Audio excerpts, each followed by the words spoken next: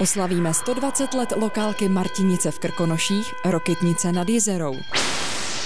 Procouráme si Mšeno a okolí. A navštívíme most přes řeku Kvaj.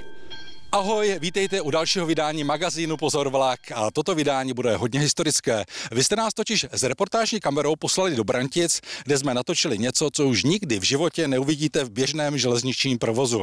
A až budete u první reportáže brblat, proč se ta historická zařízení jako snášejí, pak vězte, že je to především o bezpečnosti, o rychlosti železničního provozu, o komfortu a také o konkurenceschopnosti třeba s autobusovou dopravou. Takže pojďme na první reportáž.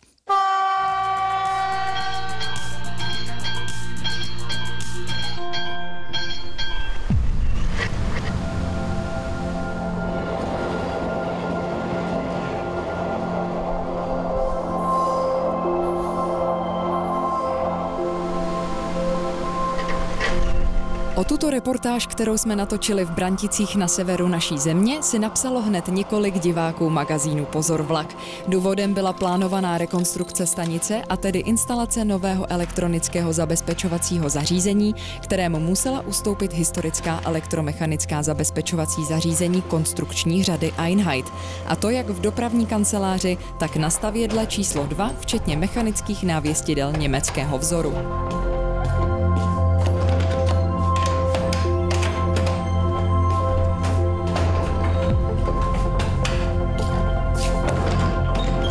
Musíme zdůraznit, že Brantice byly poslední stanicí v České republice, kde se mechanická návěstidla německého vzoru ještě nacházela. Proto Pozor vlak přijel s kamerou zaznamenat stav před 1. červencem 2019, kdy se v Branticích uzavřela jedna významná kapitola.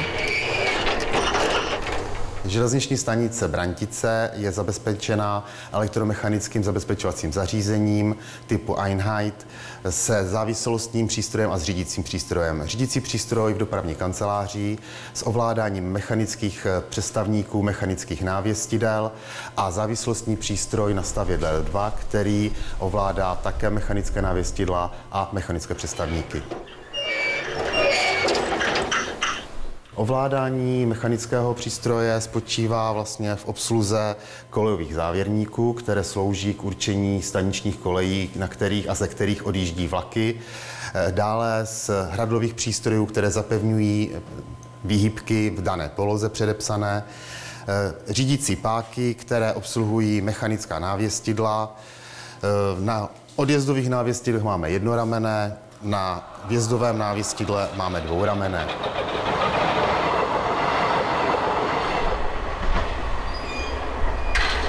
Dále zde máme mechanické páky pro ovládání výhybek a jejich závorníků pro zabezpečení a správné polohy pro jízdu vlaku.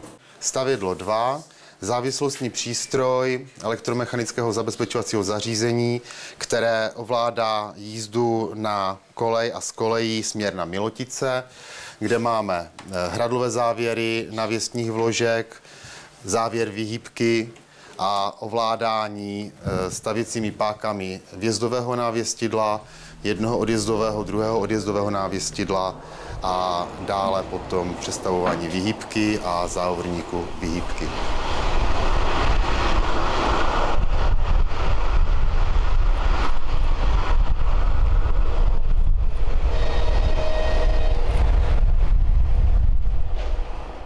V tuto chvíli to v Branticích vypadá takto. V dopravní kanceláři jsou počítačové monitory, klávesnice a myši s tím, že vše je zabezpečeno elektronickým stavědlem K2002 z produkce společnosti Starmon. Dále byla mechanická návěstidla dle zadávací dokumentace nahrazena světelnými návěstidly. Přejezd s mechanickým ovládáním byl demontován a vyměněn za moderní přejezdové zabezpečovací zařízení s výstražníkem a závorami. A takto bychom mohli ve výčtu pokračovat až do posledního položeného kabelu. Co se ale stalo s původním zabezpečovacím zařízením? Řídící přístroj získalo Železniční muzeum Moravskoslezské, které připravuje jeho náročnou renovaci. A zařízení ze stavědla číslo 2 odkoupil Chornický železniční klub, který se už řadu let věnuje záchraně historických zabezpečovacích zařízení na železnici. Přístroj už mají sestaven v depozitáři ve Skalici nad Svitavou a dokonce je funkční. Přístroj byl po mechanické stránce zprovozněn 15. července a po elektrické stránce 1. září, čili 2 měsíce po demontáži. Postupně se snažíme zjistit, které části tohoto zařízení byly během provozu odstraněny a snažíme se ty díly buď sehnat v originále u různých sběratelů, anebo se je pokoušíme sehnat na jiných místech. Doplnili jsme i původní provedení štítků popisových, protože bychom rádi toto zařízení uvedli do stavu přibližně z roku 1950, protože po válce bylo upraveno, přizpůsobeno předpisům ČSD a znovu v roce 1948 zprovozněno. Ty štítky, které vidíte na tom přístroji, mají popisky římskými čísly u návěstidel, tak jak bylo tehdy obvyklé, a do budoucna by všechny ty štítky měly být smaltované. Na přístroji máme potom dále umístěny 2 výrobní štítky. Na hradlové skříni je zatím jenom papírová maketa výrobního štítku společnosti VES, která tuto hradlovou skříň vyrobila. A na mechanické části přístroje je výrobní štítek firmy Scheidt a Bachmann, která vyrobila mechanickou část zařízení a dodala do Brantic všechna návěstidla. Tento způsob výroby a dodávky zabezpečovacích zařízení byl tehdy v Německu naprosto obvyklý. Nyní si předvedeme, jak se zařízení obsluhuje. Po telefonickém nařízení přípravy vlakové cesty uvolní výpravčí signalistovi návěstní vložku příslušné koleje. Následně ho upozorní hradlovým zvonkem. Signalista potvrdí, že výzvu slyšel a přestaví páky zařízení do poloh požadovaných závěrovou tabulkou. Tyto následně zapevní přeložením kolejového závěrníku mechanicky a zamáčknutím závěru výměn elektricky. Po těchto úkonech je již možné postavit návěstidlo do polohy dovolující jízdu a i jeho předvést do polohy volno. Následně proběhne jízda vlaku, při které se ovlivní izolovaný úsek, přitáhne kolejové relé a vybaví závěr výměn. Signalista po zjištění, že vlak vjel do stanice celý a uvolnil námezník, přestaví páku předvěstí a návěstidla do základní polohy, zruší mechanický závěr, návěstidlo elektricky uzavře a poté uvede zařízení do základní polohy. To je koncert. Klidně bychom vám hodiny ukazovali, jak zařízení z roku 1938 pracuje. Ovšem čas pro tuto reportáž je omezený. A omezený je čas i pro historická zařízení na české železniční síti, která postupně mizí. Naštěstí nadšenci nedovolí, aby zmizela navždy. Ostatně například Chornický železniční klub toho má v depozitářích opravdu hodně a hodně zajímavého. A když vše vyjde dle plánu, otevřou muzeum, které bude nabito neskutečně zajímavými kousky.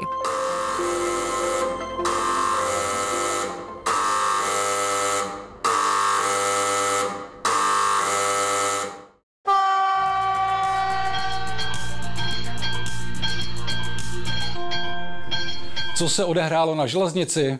Další nepochopitelná mimořádná událost se odehrála na začátku září na železničním přejezdu v Uhříněvsi. Zahraniční řidič kamionu vjel na přejezd ve chvíli, kdy projel vlak, začaly se zvedat závory, ale stále blikala výstražná červená světla. A protože jel vlak z druhé strany, závory se sklopily. Místo toho, aby šlápl na plyn a prorazil závoru, které jsou pro podobné situace konstruovány, více jak 2 minuty stál na místě až do střetu. Zvláštní bylo i chování ostatních účastníků silničního provozu. Každý přejezd má totiž své číslo, které najdou na zadní straně výstražníku, takže stačilo zavolat na tísňovou linku 112 a ohlásit nebezpečnou situaci s číslem přejezdu a vlak by byl zastaven. Poslanecká sněmovna schválila na železnici jednotný tarif. Ten umožní zákazníkům jezdit vlakem po celé České republice na jednu jízdenku s různými dopravci. Pokud novelu zákona o dráhách schválí Senát a podepíše prezident, Ministerstvo dopravy počítá se spuštěním od prosince příštího roku. Podrobnosti o systému jednotného tarifu najdete na www.jednajízdenka.cz a vanticket.cz. Správa železniční dopravní cesty spustila pilotní projekt inteligentních přejezdů, které speciálními kamerami sledují, jak se na nich chovají řidiči ve chvíli, kdy jsou ve výstraze a blíží se vlak. První takový přejezd s automatickou identifikací registračních značek funguje v Úvalech u Prahy. Na základě těchto pořízených záznamů mohou policisté vymáhat pokuty a udělovat trestné body těm hříšníkům, kteří jsou na tom videu zachyceny. To znamená, že kamery mají především lepší rozlišení a skutečně dokáží zaznamenat jednak SPZ vozidla, čas a i přesný datum přestupku. Hlavním impulzem pro vybudování zabezpečeného přejezdu byla skutečně už neúnosná bezpečnostní situace na tomto přejezdu, protože tady bylo na denním pořádku porušování předpisů, jízda na červenou. Kamery na přejezdech nejsou novinkou, nicméně doposud záznamy z nich neumožňovaly přímo pokutovat protiprávní chování. V Úvalech po zavedení systému klesl počet přestupků o téměř 70%. Řidičům totiž chodí pokuty až 5 000 korun, zákazy řízení až na půl roku a je přičteno 7 bodů. Systém je připraven i pro instalaci radaru, který bude v klidovém režimu přejezdu zaznamenávat překročení nejvyšší povolené rychlosti, což je na přejezdu s blikajícím pozitivním bílým světlem 50 a bez pozitivního světla 30 km za hodinu. První ze 3 objednaných elektrických jednotek soukromého dopravce Leo Express Sirius dorazila do České republiky. Jde o produkt čínského výrobce CRRC, který teď bude absolvovat schvalovací proces ve výzkumném ústavu železničním ve Velimi. Dvousystémová jednotka bude jezdit až 160 km za hodinu a pojme 300 cestujících. Leo Express plánuje nasadit Sirius během příštího roku. Je to rok, co je opravován legendární motorový vůz M290 002 Slovenská Strela. Opravy za celkem 35 milionů korun jsou nyní ve své polovině. Máme opravenou vozovou skříň, rámy podvozku, tyhle ty základní komponenty, dokončuje se oprava spalovacích motorů a teď vlastně v září začne postupné skládání Slovenské Strely dohromady zpět. Konečný lak bude vyveden v tomto odstínu višňové červené a střecha bude opatřena starozlatou barvou. Hotovo by mělo být 31. srpna 2020, kdy se má Slovenská Strela přesunout do nové prosklené haly Technického muzea Tatra v Kopřivnici a bude připravena kdykoliv vjet vlastní silou. A teď si prozradíme 3 výherce trika Pozorvlak za minulou soutěž.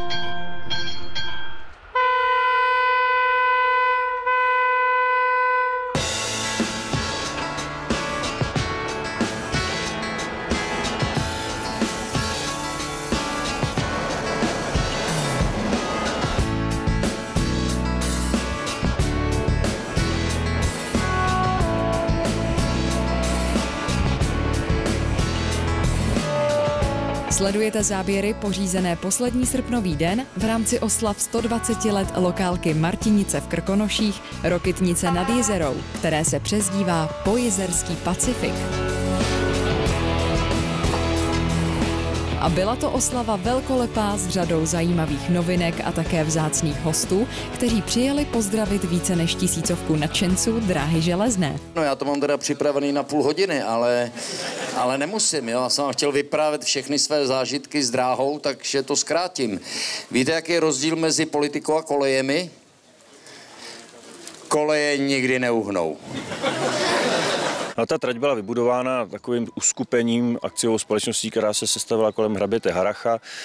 Její zájmy byly asi hlavně ekonomické, potřebovali dostat uhlík do svých továren a zase zpátky odvážet zboží, takže ten vznik byl hlavně v tomto duchu, ale do dneška funguje, jezdí se na ní a je využívána cestujícími, možná víc než tím nákladem v dnešní době, ale máme zájmy také uchovat. Popravdě řečeno, ony by ty oslavy měly být až 7. prosince tohoto roku, kdy to bude na den 120 let provozu na Pojizerském Pacifiku. Nicméně povedlo se nám s kamerou odchytit zakladatele této tratě, hraběte Haracha, který měl radost ještě z jedné věci.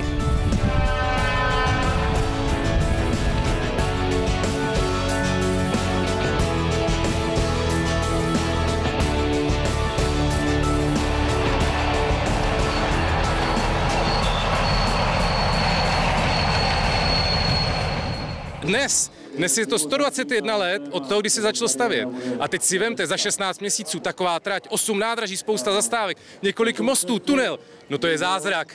Za 16 měsíců postavit takové dílo, dnes bych to chtěl vidět. V den oslav 120letá trať ožila nebývalým železničním provozem, přičemž největší pozornost vyvolával modrý šíp, tedy motorový vůz M274 004, který k nám přijel ze Slovenska. Čtyřka je plně provozní, ještě nějaký drobnosti se tam jako dodělávají, ale víceméně je to už vlastně 20 let provozní vozidlo, který brázdí slovenský koleje, český koleje.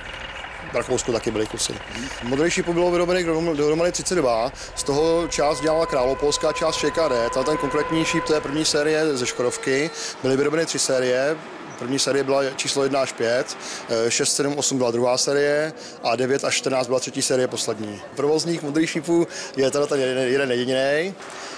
Pak teda v té Kutní Hoře je za trojka, na něj se dělá. Pokud vím, jestli teda ještě není zlikvidovaný, tak v Šumperku v zahrádkářské kolonii byla ještě skříň z 11 a pak je ještě teda ve Vrudkách skříň z 5 a z 5 vlastně sloužil jako zdroj náhradních dílů pro 4 a pro 3. Teda, no. I když vlaky jezdily po celé trati, vlastní oslavy se soustředily do jedinečné železniční stanice Martinice.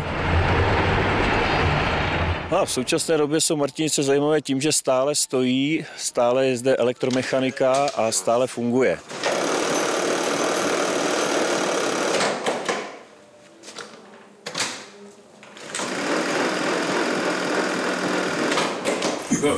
Musíte zmáčknout, odjistit. Tady je páčka. Tady, aha. No to je jak ruší brzdu ultrabandu, akorát, že tady je ta dojistka jinak zrobená. Taky nejde. Zkusme přiblížit, když sem někdo se chce přijít podívat, co tady máte z těch mechanik.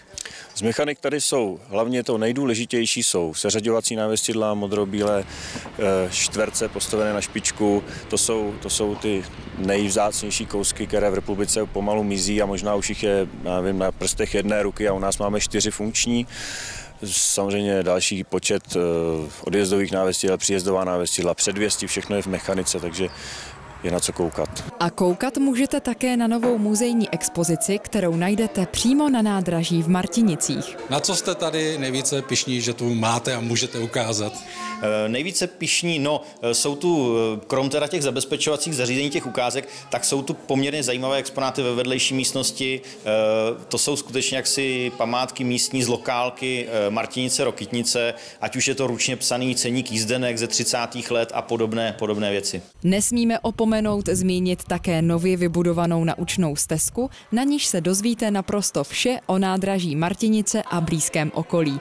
Zajímavostí je, že všech 9 panelů stojí na významné kolejnici. Z roku 1899, po které jezdil hrabě Harrach, prostě jsme z toho úplně nadšený a těšíme se, až sem přijdou návštěvníci a všechno si to prohlédnou. Já obdivuju lidi, kteří se o tohleto starají, kteří mají tu duši, mají tu sílu a mají to nadšení udržovat tyhle ty věci historicky. No úplně super, když víme, jak to začínalo a kam se to posunulo a ta stezka, co kluci udělali, nemá chybu, všem doporučuji, přijďte se podívat. Mně se akce líbí velice, protože zaprvé mám rád i hudbu a vlaky. Oba jsou moje velké koníčky a i počasí se vydařilo, takže si myslím, že je to tu velmi povedené. Co to tu máme za námi? No, přivezli jsme inspektorskou drezínu z roku 1851, která byla tenkrát postavená na dnešním Praha-Masarykovo nádraží a jezdila na inspekce směrem Pardubice a později potom směr Ústí.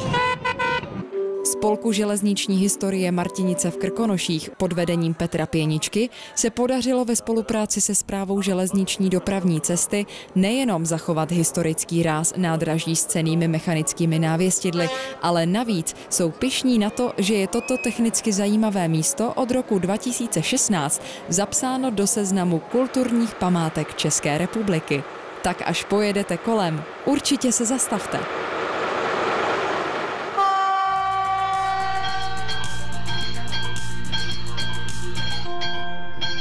Přátelé, kamarádi, s Courákem jste nás poslali na trať Mělník Mladá Boleslav, konkrétně do stanice Mšeno. Tato oblast je turisticky velmi zajímavá, ale nejdříve si popovídáme něco o historii této tratě. Provoz na této trati byl zahájen v roce 1897, a to v červnu ve směru z Mělníka do Mšena. a v prosinci zemšena do Skalska. Víme něco o historii této budovy, vlastně kdy byla postavena? Tato budova byla postavená zároveň se stavbou této dráhy, takže předpokládáme, že byla otevřena v tom roce 1897. K železnici se ještě vrátíme, ale teď míříme do samotného srdce Mšena za panem starostou. Město Mšeno je poměrně staré sídlo, které dostalo městská privilegia již od Karla IV. Od té doby se postupně rozvíjelo jako město převážně řemeslníků a vlastně má tu výhodu i nevýhodu, že jim minula průmyslová revoluce, neboť zde dlouho nebyla dostupná voda a tím, že je také poměrně odlehlé, takže zde nenastala industrializace žádná, nemáme tu proto žádný velký rozvoj a proto se zachovalo město jaksi malebné do dnešních časů. Stačí ujít z náměstí jen pár kroků a Mšeno nabídne koupaliště, které v letních měsících bez diskuse stojí za navštívení. Něco podobného v celé České republice nikde jinde nenajdeme a podle pana starosty snad ani ne v Evropě. A pro zajímavost, celá stavba byla postavena ve stylu Art Deco. Mšeno je brána do HKO Kokořínsko. Je zde nejhustší síť pomalu turistických značek možná v celé České republice. Spoustu skalních kanionů, roklí, rozhleden hradů, nedotčená příroda, takže vše, co si návštěvník může přát. A nesmíte si odpustit ani Cinibulkovu naučnou stezku. Mimochodem, Josef Bedřich Cinibulk se narodil roku 1876 a zemřel roku 1944 a píšou tady, že se zasloužil o výstavbu nové školy a sokolovny, o zavedení vodovodu a elektřiny a ještě za svého života dostal titul Čestný občan města Mšena. Cinibulkova naučná stezka nás dovedla do úžasného skalního bludiště, které je velmi podobné Adršpašským skalám, jen těch turistů je tu minimum. Bludiště tvořeno skalními soutězkami, zkusíme to doleva. Aha, tak tudy ne. A také komíny v kvádrových pískovcích, doprava taky ne. A věřte mi, že člověk se tu může opravdu ztratit, až tu půjdete.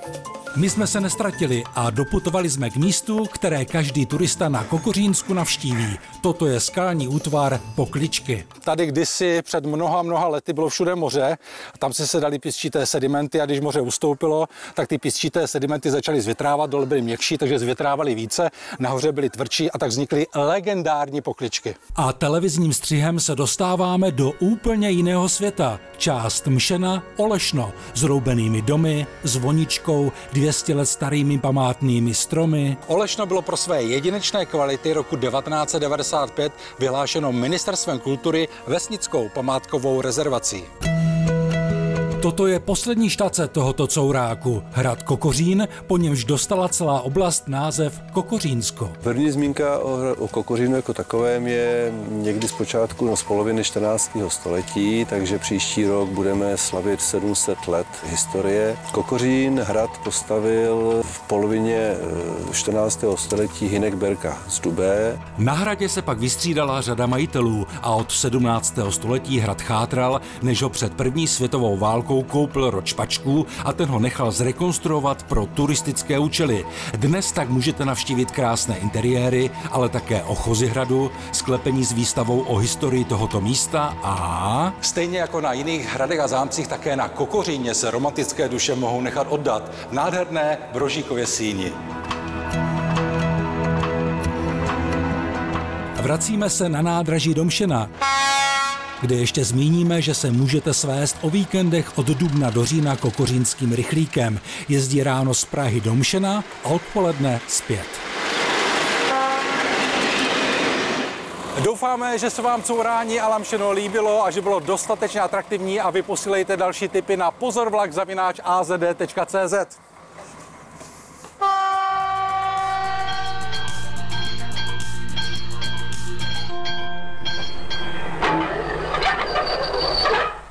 K mnoha úrazům na železnici dochází proto, že si pracovníci včas neuvědomují následky svého nerozvážného počínání.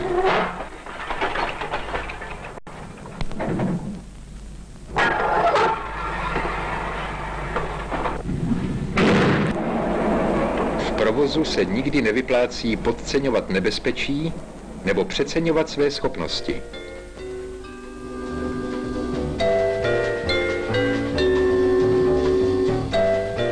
Každý pracovník Je povinen znát bezpečnostní předpisy. Bezpečnost práce je vůbec nejoblíbenější téma instruktážních filmů. Dnešní film Ústředního dopravního institutu seznamuje s nejdůležitějšími zásadami při práci v kolejišti. Letmo nahlédneme i na práci některých železničních profesí jako posunovač, toho jsme už viděli, nebo vozmistr.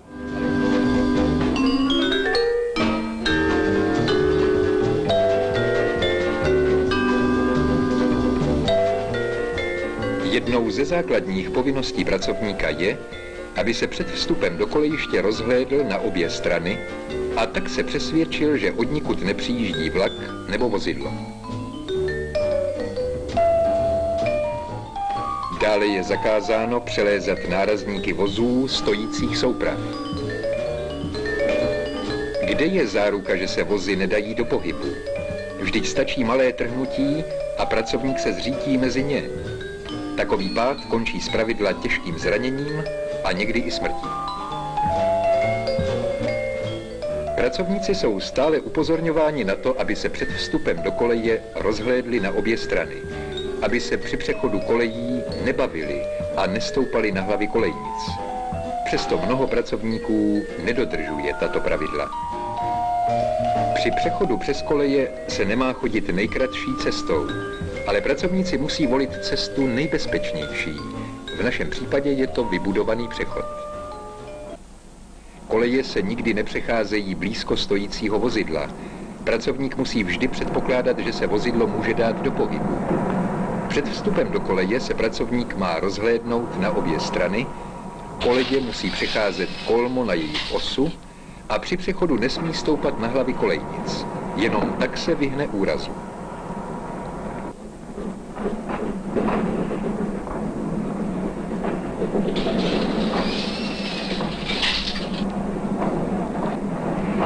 I když je četa po namáhavé službě, nesmí ani na okamžik zapomenout na nebezpečí v kolejišti.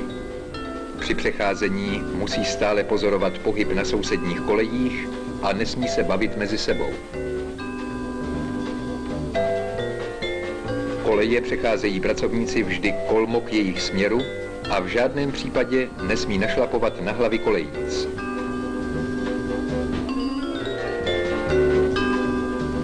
Při práci v kolejišti musí pracovník stále sledovat provoz na ostatních kolejích. Vozmistr ve filmu kontroloval teplotu ložisek a zkoušel přestavovač brzdy. Poklepem kladívkem kontroloval celistvost kol a případné uvolnění obruče na kolo nalisované. Nakřáplý zvuk by svědčil o problému. A nakonec zkouška brzdy, která dopadla dobře, což vozmistr návěstí strojvedoucímu.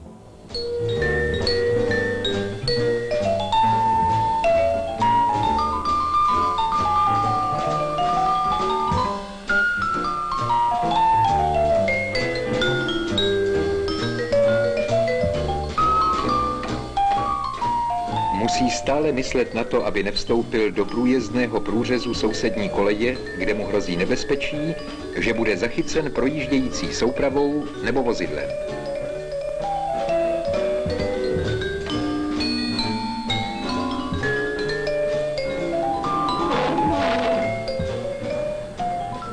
Velké nebezpečí hrozí, vznikne-li v blízkosti pracovníka hluk, například od jedoucího vlaku.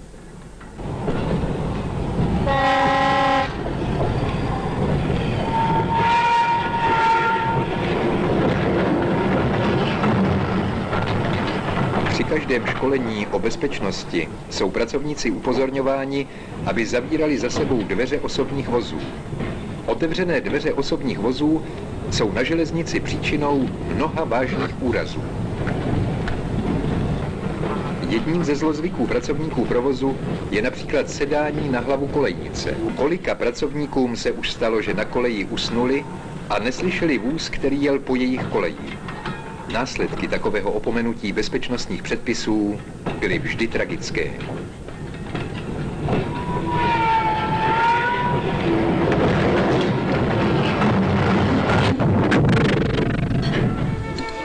Každodenní praxe nás přesvědčuje, že pracovníci bezpečnostní předpisy znají, ale přesto se jimi neřídí.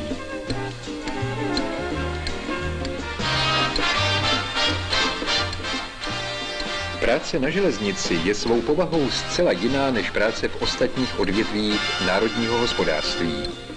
Má své typické znaky, které vyplývají z nepřetržitého provozu, dále pak z podmínek, za nich se tento provoz uskutečňuje.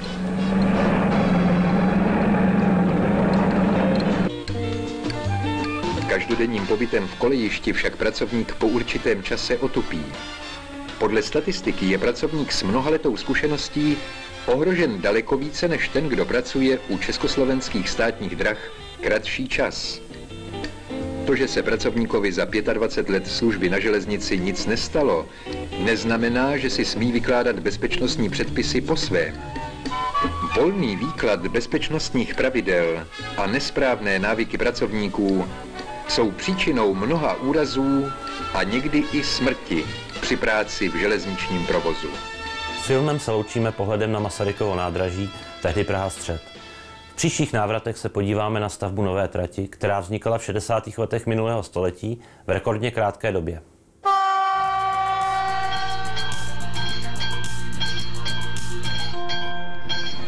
Tak, teď nás čeká most přes řeku Kvaj v městě Kačanabury. A na mostě je taková zvláštní jedna věc, a to, že tady vlak i po těch letech stále jezdí. A hlavně tady jezdí úplně v běžném denním provozu, kdy se po mostě procházejí davy turistů. A z bezpečnostních důvodů jsou na mostě vybudované takzvané záchranné zóny. A jsou tu takové výčnělky treční vlastně z mostu a je možný se na nich schovat před jedoucím vlakem, aby vás nepřejal. Kdyby tam náhodou na vás nebylo místo, tak je pořád možnost skočit dolů do řeky, že jo? My o vlaku a vlak za rohem.